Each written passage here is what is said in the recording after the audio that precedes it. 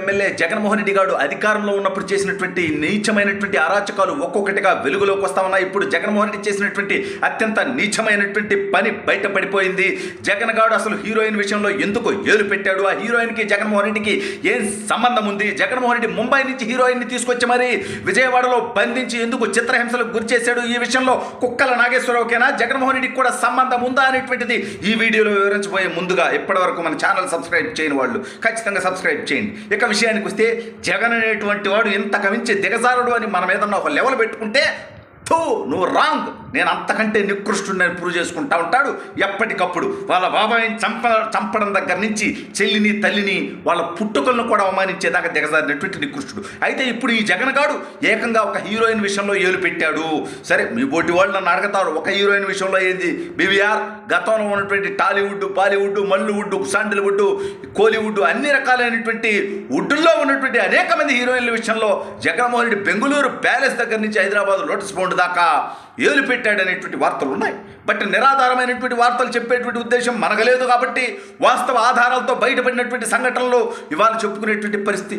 ఎందుకంటే జత్వాని అనేటువంటి ఒక ముంబైకి సంబంధించినటువంటి హీరోయిన్ విషయంలో జగన్మోహన్ రెడ్డి ఇన్వాల్వ్ అవటం ఏదైతే ఉందో, ఒక ముఖ్యమంత్రిగా ఉండి సిగ్గు ఎక్కువ లేకుండా కడుపుకు అన్నం తింటున్నావా, లేకపోతే పులివెందుల్లో రోడ్ల మట్టి ఏమైనా తింటున్నావురా, దౌర్భాగ్యుడా, సిగ్గులేనుడా. అసలు పులివెందుల ప్రజలు కూడా ఒకసారి ఆలోచించండి. రాష్ట్ర ప్రజలు నేను చెప్పనిక్క, ఎందుకంటే పులివెందుల ప్రజలు ఇంకా ఆ విధమని కులం కోసమో మతం కోసమో డబ్బు కోసమో వాడి తండ్రిని చూసో ఇంకొకరిని చూసో ఆ దౌర్భాగ్యుడికి లేకపోతే వాడు కొన్నటువంటి పదవిని చూసో ఈ నికృష్టుడికి ఇంకా 60,000 ఓట్ల మెజారిటీ ఇవ్వటం మహాపాపం.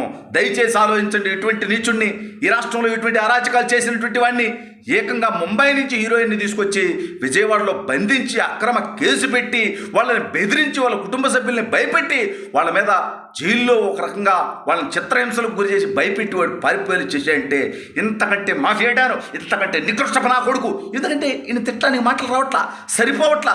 రాష్ట్ర ప్రజలు కూడా ఆలోచించాలి. ఈ దౌర్భాగ్యుడికి 39% ఓట్లు మీరా వేసింది.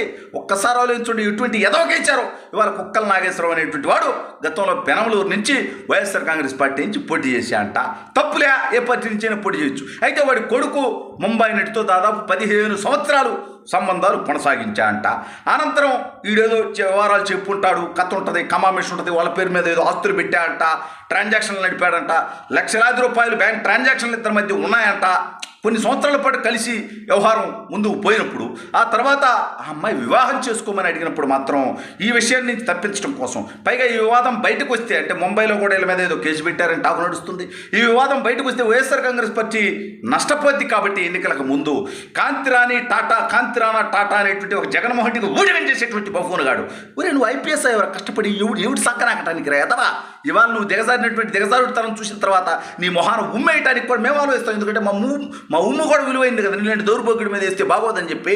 కాబట్టి ఇవాళ వాడిని అడ్డం పెట్టుకొని ఇబ్రహీంపట్నంలో వీటీపీఎస్ గెస్ట్ హౌస్లో వాళ్ళని దాచిపెట్టి హీరోయిన్ చిత్రహింసలకు గురి చేసి వాళ్ళు అప్పటికీ మాట వినకపోతే వాళ్ళని అక్రమ కేసు పెట్టి వాళ్ళని జైల్లో పెట్టి రిమాండ్లో బెదిరింపులకు గురి చేసి ప్రాణాలు తెస్తామని చెప్పి బెదిరించి ఆ తర్వాత వాళ్ళు కాంప్రమైజ్ అయిన తర్వాత ఇక పెళ్లి లేదు, గిల్లి లేదు, వ్యవహారం లేదు, మా బతుకు మేము బతుకుతామని వాళ్ళు చెప్పిన తర్వాత అప్పుడు ఇక్కడి నుంచి వాళ్ళని పంపించేశారంటే జగన్ అనేటువంటి వాడు పోనీ బతుకు జడ ఎందుకు నువ్వు బతుకు బతికేది, ఇది ఒక బతుకట్రా జగన్గా అంటే రాష్ట్ర ప్రజలు కూడా ఆలోచించండి. ఇటువంటి వాడిగా మీరు ఓటేసింది, ఈయన మీరు సమర్థించేది. నేనేమంటున్నా, మీకు చంద్రబాబు నాయుడు గారు నచ్చకపోతే, మోడీ గారు నచ్చకపోతే, పవన్ కళ్యాణ్ గారు నచ్చకపోతే పవన్ కన్నా ఒట్టేయండి పదిలే, లేకపోతే మీలో ఎవరైనా ఇండిపెండెంట్గా పోటీ చేసి గెలుచుకోండి ఎమ్మెల్యేలు పదిలే, లేకపోతే ఏదో ఒక పార్టీని, కమ్యూనిస్ట్ పార్టీని గెలిపించుకోండి, కాంగ్రెస్ పార్టీని గెలిపించుకోండి, ఈ దేశంలో ఏ పార్టీనైనా గెలిపించుకోండి, లేకపోతే మీరే ఒక సొంత పార్టీ పెట్టుకోండి ఆంధ్ర రాష్ట్ర ప్రజలు సొంతగా.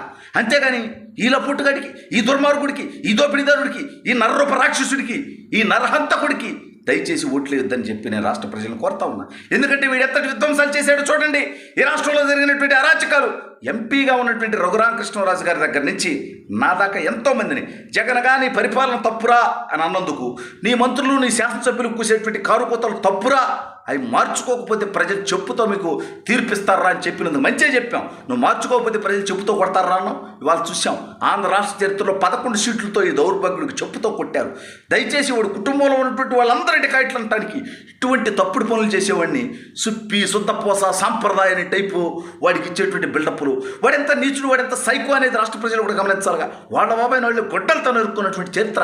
అట్టాంటి నా కొడుకు రాష్ట్రంలో ఎవరన్నా ఒక వాడే వచ్చా వాళ్ళ కుటుంబ సభ్యులు తప్ప. వాళ్ళ కుటుంబ సభ్యుల కంటే సిగ్గు ఎగ్గులేదు వేసుకుంటారు, ఇబ్బందిలే. బట్ పులివెందులు కానీ రాష్ట్ర ప్రజలు కానీ జగన్మోహన్ రెడ్డి అనేటువంటి అరాచకవాదికి దయచేసి ఓటు వెయ్యొద్దు. ఇది నా కోసం కాదు, నాకు వాటి పక్క కాదు. వాడికి నాకేముంది? వాడి స్థలాలు గొడవలు ఉన్నాయి, పొలాలు గొడవలు ఉన్నాయి, ఆస్తులు గొడవలు ఉన్నాయి, ఏమున్నాయి? ఏమీ లేవు. కానీ వాడి వల్ల ఈ రాష్ట్ర భవిష్యత్తు నాశనం అవుతుంది, ఈ దేశ భవిష్యత్తు నాశనం అవుతుంది. ఏందండి, ముంబై నుంచి మనుషుల్ని సీక్రెట్గా ఈ పోలీసులు నా కొడుకు గాలి నా కొడుకులు ఎందుకంటే బతికేది?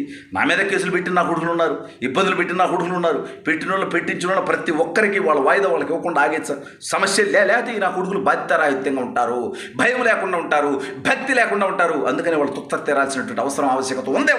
ఇవాళ ఈ జగన్మోహన్ రెడ్డి గారు చేసినటువంటి భాగవతం వీడికి ఏ సంబంధం లేకపోతే అసలు ఈ కేసులో జగన్ గారు ఇన్వాల్వ్ అయ్యాడంటే వీడి పాత్ర కూడా ఏదో ఉందన్న అనుమానం. దీని మీద ఏదో విచారణ చేయాలి.